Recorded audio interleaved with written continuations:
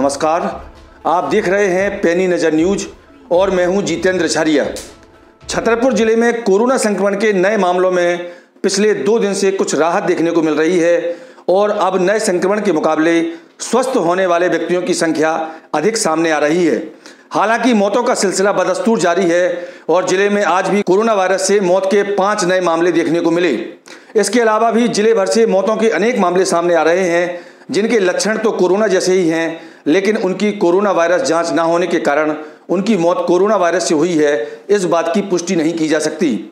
आज छतरपुर जिले में जो 5 व्यक्ति कोरोना के चलते काल के गाल में समा गए, उनमें जिला अस्पताल छतरपुर से जहां मौत के 3 मामले सामने आए, वहीं 1 मामला उत्तर प्रदेश के झांसी व 1 मामला भोपाल से सामने आया। जिला अस्पताल छतरपुर में आज मोहनगंज बिजावर निवासी 49 वर्षीय संजय खरे की मृत्यु हो गई। वहीं छतरपुर के सरमती स्कूल के पास रहने वाली 52 वर्षीय श्रीमती पान फूल द्विवेदी का निधन भी कोरोना के चलते हो गया। जिला अस्पताल से तीसरी मौत का मामला खजुराहो निवासी 58 वर्षीय रमाकांत गुप्ता के रूप में सामने आया, जिन्होंने कोरोना के कारण दम तोड़ दिया। वहीं नौगांव से आज एक बड़े ही दुख भरी खबर सामने आई और यहां के निवासी युवक मनीष मोजस, जो महोबा जनपद के बघौरा में अध्यापक के रूप में कार्यरत थे, कोरोना संक्रमण में ऑक्सीजन की कमी के चलते उनका निधन इलाज के दौरान आज झांसी में हो गया। मौत का 5वां मामला जिले के समीपस्थ ग्राम धमोरा से सामने आया और यहां के निवासी सोहनलाल तिवारी का भोपाल के चिरायु अस्पताल में इलाज के दौरान निधन हो गया। वहीं जिले भर से मौत के अनेक मामले भी सामने आए, लेकिन चूंकि लोग कोरोना वायरस की जांचें नहीं करवा रहे हैं, इसलिए ऐसे मौतों की पुष्टि कोरोना संक्रमण के कारण नहीं की जा सकती। हालांकि पिछले 2 दिनों से छतरपुर जिले के लिए कुछ राहत भरी खबर भी सामने आ रही है। जिले में नए संक्रमित मरीजों की संख्या से अधिक डिस्चार्ज होने वाले लोगों की संख्या सामने आ रही है और आज भी जहां 178 नए व्यक्तियों में कोरोना का संक्रमण पाया गया, वहीं 323 व्यक्ति कोरोना वायरस पर विजय पाकर डिस्चार्ज कर दिए गए। आज बीएमसी सागर से 30 अप्रैल के सैंपल की रिपोर्ट में जहां 156 नए व्यक्ति कोरोना संक्रमण का शिकार हुए, वहीं एंटीजन किट से 22 नए मामले देखने को मिले। इस तरह एक ही दिन में 178 नए लोग कोरोना से ग्रसित पाए गए, जबकि इसके विपरीत 323 लोग कोरोना संक्रमण के बाद डिस्चार्ज कर दिए गए। इनमें जहां जिला अस्पताल से 8 व्यक्ति डिस्चार्ज किए गए, वहीं जिले भर से होम आइसोलेशन से 315 लोग डिस्चार्ज कर दिए गए।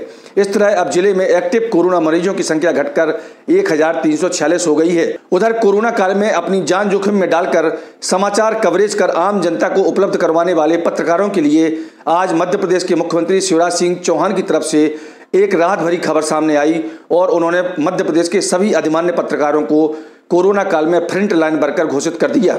मुख्यमंत्री की घोषणा के बाद अब प्रदेश के सभी अधिमान्य पत्रकारों को स्वास्थ्यकर्मी, पुलिस व राजस्व अमले की भांति ही कोरोना के फ्रंट लाइन वर्कर की सारी सुविधाएं उपलब्ध करवाई जाएंगी। हमारे पत्रकार मित्र इस कोविड के खतरनाक काल में अपनी जान जोखिम में डाल के अपने धर्म का निर्वाह कर रहे हैं और इसलिए मध्य प्रदेश में सभी अधिमान्यता प्राप्त पत्रकारों को हमने फ्रंट लाइन वर्कर घोषित करने का फैसला किया है। उनका पूरा ध्यान रखा जाएगा, उनकी पूरी चिंता की जाएगी। आज छतरपुर के विधायक आलोक चतुर्वेदी ने ऑक्सीजन कंसंट्रेटर बैंक की शुरुआत की। ऑक्सीजन के संकट के कारण छतरपुर में मचे त्राहिमाम के बीच लोगों की जान बचाने के लिए खेलग्राम में ऑक्सीजन कंसंट्रेटर बैंक शुरू किया गया है। इस बैंक में ऑक्सीजन बनाने वाली मशीनें रखी जाएंगी, जिन्हें लोगों की मदद के लिए मुहैया कराया जाएगा। विधायक आलोक चतुर्वेदी ने लगभग 25 लाख रुपए निजी स्तर पर खर्च करते हुए फिलहाल 10 लीटर प्रति मिनट ऑक्सीजन देने वाली 15 मशीनों को रखा है, जो गंभीर मरीजों के लिए उपचार में काम आएंगी। पूरे देश में मचे कोरोना वायरस के कोहराम के बीच आज हम एक ऐसा वीडियो आपको दिखाना चाहते हैं जिसमें दिल्ली के डॉक्टर पंकज चतुर्वेदी द्वारा कोरोना होने पर किस तरह की सावधानी बरती जाए ताकि लोगों की जान बचाई जा सके और समय पर इस संक्रमण से निजात पाई जा सके, इसकी बहुत शानदार तरीके से जानकारी दी गई है। तो आइए देखते हैं कोरोना मरीजों व उनके परिजनों के लिए यह अत्यंत जरूरी वीडियो। हेलो फ्रेंड्स, मैं आपका doctor Pankaj Chaturvedi, dermatologist from new Delhi. लेकिन आज मैं आपको स्किन के बारे में नहीं, कोविड-19 के बारे में कुछ बहुत ही इंपॉर्टेंट इन्फॉर्मेशन दूंगा। जैसा कि आप जानते हैं कि कोविड की वजह से हजारों की तादाद में लोग प्रतिदिन मर रहे हैं। कैओटिक माहौल है हर जगह, ऑक्सीजन नहीं है, बेड्स नहीं है, हेल्थ सिस्टम क्रैश कर चुका है। लोगों को समझ में नहीं आ रहा कि वो करें तो करें क्या। मैं आपको कुछ ऐसी इंपॉर्टेंट इन्फॉर्मेशन दूंगा जो किसी की लाइफ सेव करने में बहुत ही हेल्पफुल होगी। सबसे पहले ये समझिए कि ये बीमारी किस तरह की है। कोविड-19 एक नॉर्मल डिजीज नहीं है, ये बहुत ही वियर्ड डिजीज है जिसके 2 फेजेस होते हैं, फेज 1 एंड फेज 2। फेज 1 होता है पहले 6 दिन का, फेज 2 होता है दूसरे 6 दिन का। 12 दिन की डिजीज है, first 6 days and second 6 days. आपके लिए ये बहुत ही इंपॉर्टेंट है जानना कि जो कोविड में मोर्टेलिटीज हैं, जो लोगों की डेथ्स हो रही हैं, लोग वेंटिलेटर पे जा रहे हैं और जिनको ऑक्सीजन की जरूरत पड़ रही है, वो फर्स्ट 6 डेज में नहीं पड़ती, वो सेकंड 6 डेज में पड़ती है। This Covid is dangerous in the second phase, not in the first one. तो अगर आप टाइमली आइडेंटिफाई कर लें कि आपका ये जो सेकंड फेज है कब शुरू हो रहा है और टाइमली अगर आप ट्रीटमेंट शुरू कर दें तो आप उस ऑक्सीजन वाले फेज में जाने से बच सकते हैं। तो सबसे पहले जिस दिन आपके सिम्टम्स शुरू होते हैं कोविड के, fever, body ache, diarrhoea, loss of smell, loss of taste, या जिस दिन आपकी रिपोर्ट पॉजिटिव आती है, दैट इज डे 1, तो फर्स्ट 5 डेज आप नॉर्मल मेडिसिन लेंगे, doxycycline, azithromycin, ivermectin, vitamin C, zinc, Fabiflu. इसमें अपनी डाइट पे फोकस करें, हाइड्रेट करें और रेस्ट करें। इसमें आपको पैनिक होने की जरूरत नहीं है। आपको केयरफुल रहना है जिस दिन आपका 6th डे है और 7th डे है। 6th एंड 7th डे से आप केयरफुल हो जाएंगे और अगले 1 हफ्ते तक you will be very very careful, because इसी फेज में कॉम्प्लिकेशंस बिल्डअप होते हैं और इसी फेज में लोगों की डेथ्स होती है।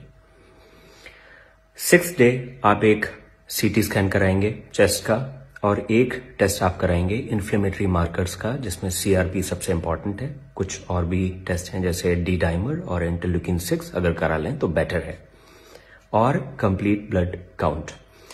अब इनका रोल क्या है? इनका रोल ये है कि अगर 6ठे दिन आपका सीटी स्कैन माइल्ड है तो इसका मतलब ये है कि आपकी जो डिजीज है वो आपको ज्यादा ट्रबल करने वाली नहीं है।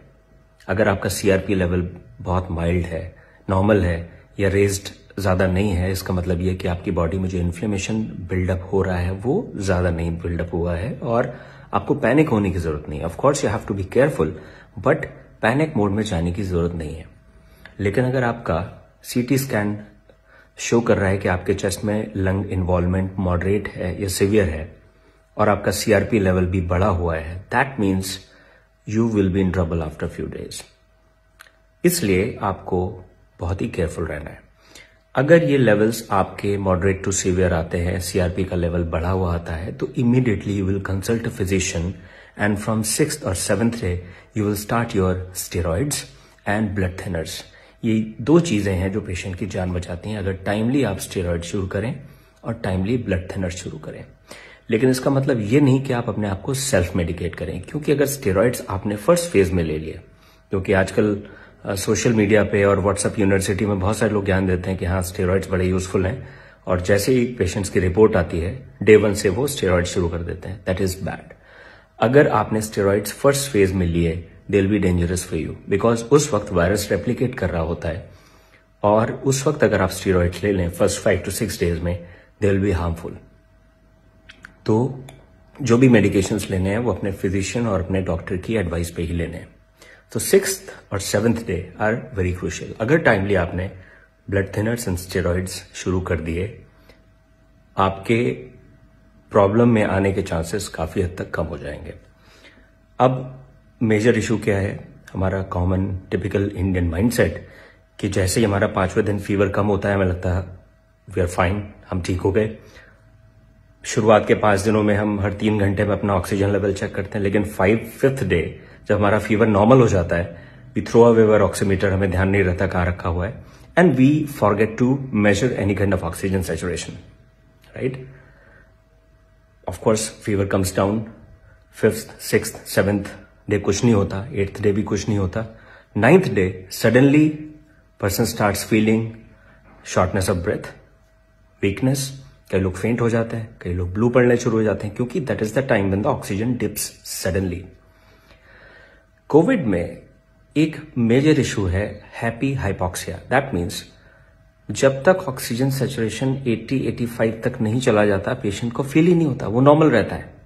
He starts doing his daily routine activities, उसको लगता है मैं तो ठीक हूं, और उसको उस वक्त अगर कोई बताता भी कि आप मेडिसिन ले लो, उसको लगता है कि क्या बता रहा है मुझे, because I am perfectly fine, why should I take medical care, because I don't feel anything. But that is the time, if you check, lot of people they have subclinical hypoxia. Their oxygen saturation is 90, 85, sometimes 80, but they're doing perfectly fine. But that is the time when we have to be very, very careful and the person needs medicine. Because उसके बाद का जो phase है जिसमें oxygen saturation और down जाता है, there is sudden deterioration of the patient. उसके बाद ऑक्सीजन की जरूरत पड़ती है. Then you start panicking कि ऑक्सीजन सिलेंडर मुझे चाहिए, मुझे ऑक्सीजन चाहिए. We know that we are having short supply of oxygen. Oxygen demand बढ़ी है. Overnight we can't produce 20 times 50 times more oxygen. No country can. So after 6th day you will check your oxygen saturation every 2 hours. हर 2 घंटे पे आप अपना oxygen saturation check करेंगे. कैसे check करेंगे? Right hand, या अगर आप लेफ्ट हैंडेड पर्सन है तो आपका लेफ्ट हैंड, उसकी मिडिल फिंगर, और वो भी तब जब ये मूव ना कर रही हो. तो इसको आप स्टेबल पोजीशन में रखेंगे, ऑक्सीमीटर लगाएंगे और कोशिश करेंगे कि इसमें कोई मूवमेंट ना हो. उस वक्त आप अपना ऑक्सीजन सैचुरेशन चेक करेंगे. उसके बाद आप वॉकिंग पोजीशन में भी अपना सैचुरेशन चेक करेंगे, जिसको बोलते हैं 6 minutes वॉक टेस्ट. आप ऑक्सीमीटर लगाएंगे, 6 minutes के लिए वॉक करेंगे और उसके बाद देखेंगे कि आपका ऑक्सीजन सैचुरेशन कितना है. इट शुड नॉट फॉल 5% और मोर देन दैट. अगर आपका ऑक्सीजन सैचुरेशन वॉक करने के बाद 5% डाउन जा रहा है, that means your lungs are affected and you have to be extremely careful and seek medical attention. अगर आपका बैठे हुए ऑक्सीजन सैचुरेशन 90 आ रहा है लेकिन आप वॉक कर रहे हैं उसके बाद वो 85 हो जाता है, that means your lungs are affected. तो इस चीज का भी आपको बहुत ध्यान रखना है. So we have to avoid that situation. हमें उस कंडीशन में पहुंचना ही नहीं कि हमें ऑक्सीजन की जरूरत पड़े, बिकॉज जब आप स्टेज में पहुंच जाते हैं तो ऑलरेडी डैमेज हो चुका होता है. काफी हद तक रिकवर होने के चांसेस 50-50 होते हैं. आप बच भी सकते हैं, आप नहीं भी बच सकते हैं. तो आपको उस स्टेज में पहुंचना नहीं है. You have to prevent that situation and you can only prevent by identifying the time line of Covid and taking proper measures right from day 6 or day 7. Right? If you'll do that, most probably you will sail through. Most probably आप बच जाएंगे और अपने आसपास जो भी आपके रिश्तेदार हैं, जो भी आपके फ्रेंड्स हैं, फैमिली मेंबर्स हैं, उनको भी आप बचाने में हेल्प करेंगे. फ्रेंड्स, ये जो वक्त है, ये जो समय है, वो है एक दूसरे की हेल्प करने का. मैं एक डर्मेटोलॉजिस्ट हूं, but still I am making this video so that I can make you aware. Most of the people who are suffering right now, they are suffering because they couldn't take timely measures, क्योंकि उनको पता नहीं था कि problem 6th-7th day से शुरू होती है. They thought that 4 or 5 days fever was there and after that they became perfectly fine. 5वें दिन फीवर चला गया, मैं तो ठीक हो गया. Because of this, they don't know. Please educate them. Okay? And do not ignore your symptoms.